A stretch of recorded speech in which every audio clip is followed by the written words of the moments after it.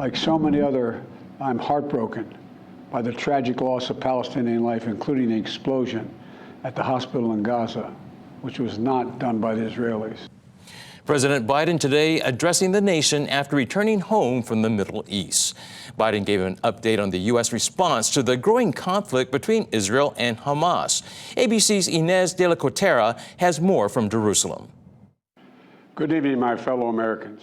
President Biden addressing the nation this evening, giving Americans an update on the U.S. response to the growing conflict between Israel and Hamas. As hard as it is, we cannot give up on peace. We cannot give up on a two-state solution.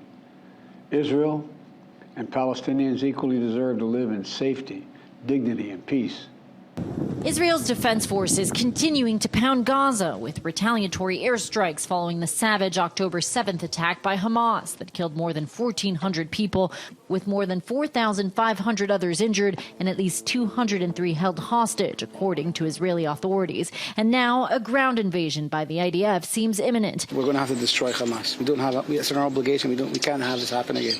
The Hamas-run Palestinian Health Ministry says more than 3,700 have been killed in Gaza, with more than 3 times that number injured. Conditions in Gaza becoming more dire every day.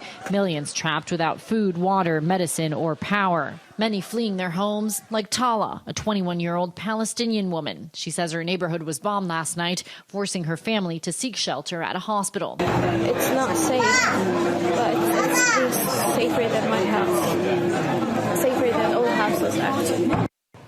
President Biden was able to broker a deal to allow for food, water, and humanitarian aid into Gaza during his visit to Israel. Egypt has now agreed to open the Rafah crossing to let that aid in. Inez de la Cotera, ABC News, Jerusalem. And make sure you stick with KITV4 for continuing coverage of the Israel-Hamas war. We'll have the latest on air and online at KITV.com.